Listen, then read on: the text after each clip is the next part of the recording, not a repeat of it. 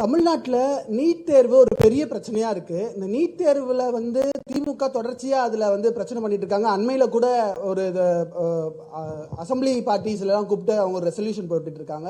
இந்த மாதிரி விஷயங்கள்ல தமிழ்நாட்டுக்கு பிஜேபி டெட் அகைன்ஸ்டா இருக்கு அப்படின்றத ஃபீல் பண்றாங்க. सो उनका अलायंस இதுக்கு எப்படி பதில் சொல்லுவீங்க?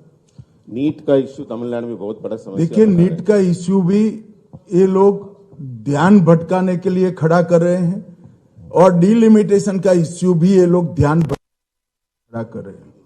மக்களின் கவனத்தை திசை திருப்புவதற்காக மட்டுமே நீட் டீலிமிட்டேஷன் போன்ற பிரச்சனைகளை திமுக பயன்படுத்துகிறது.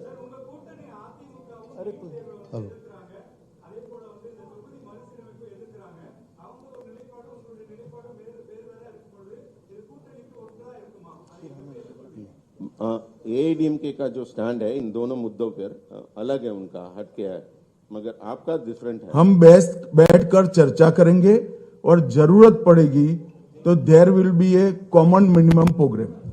सर मैं बोल रहा हूं।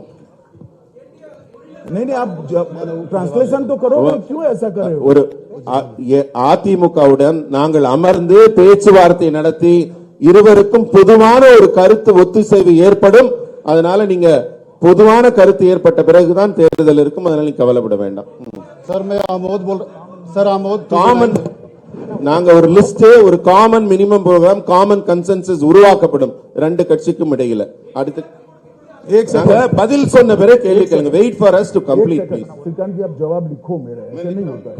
नहीं, पूरा नहीं நீங்க वो बीच में बोलने लग गए तो न मत सुनो। நான் கேள்வி பதில் சொல்லி முடிச்ச பிறகு கேள்வி கேளுங்க. பதில முழுமையா வாங்குங்க, then you ask question.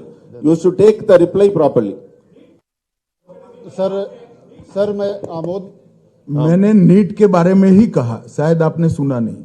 நீங்க சொல்லுங்க सर मैं ट्रांसलेशन तो कर। நான் நீட்டை பத்தி தான் உங்களுக்கு சொன்னேன். திரும்ப நீங்க அதுக்கு அதே கேள்வி கேக்குறீங்க. அதுக்கான பதில் சொல்லி ஆகிவிட்டது.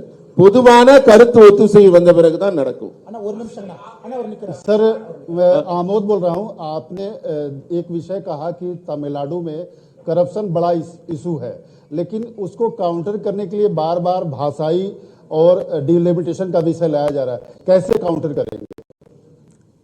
हम जो जनता के असली मुद्दे हैं उसको लेकर जनता के बीच में जाएंगे और मैं मानता हूं कि तमिलनाडु की जनता असली मुद्दों को जानती है और डीएमके से जवाब भी चाहती है। நான் தமிழ்நாடு மக்களை சந்திக்கும் போது தமிழ்நாடு மக்களின் உண்மையான பிரச்சனைகளை, அவங்க எந்த துன்பத்தில் இருக்காங்களோ அதை எடுத்துட்டு போவோம். மக்களுக்கும் மிக நன்றாக தெரியும் அவங்க பிரச்சனை என்னவென்று. அதனால மக்கள் பிரச்சனைகளை இந்த தேர்தலில் முன்னிறுத்துவோம். திமுக அவங்கள மாதிரி மடை மாற்ற மாதிரி கவன திருப்பு வேலைகளில் நாங்கள் ஈடுபட மாட்டோம். நேரடியான மக்கள் பிரச்சனைகளில் ஈடுபடுவோம். சொல்லுங்கண்ணா. சார்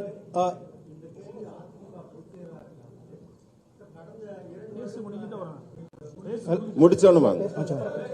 பாதகம் செய்பவரை கண்டால் நாம் பயம் கொள்ளலாகாது பாப்பா.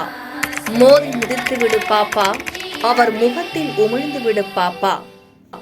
அண்மை செய்திகளை உடனுக்குடன் தெரிந்து கொள்ள இணைந்திருங்கள் எம் நாடு தொலைக்காட்சியுடன்.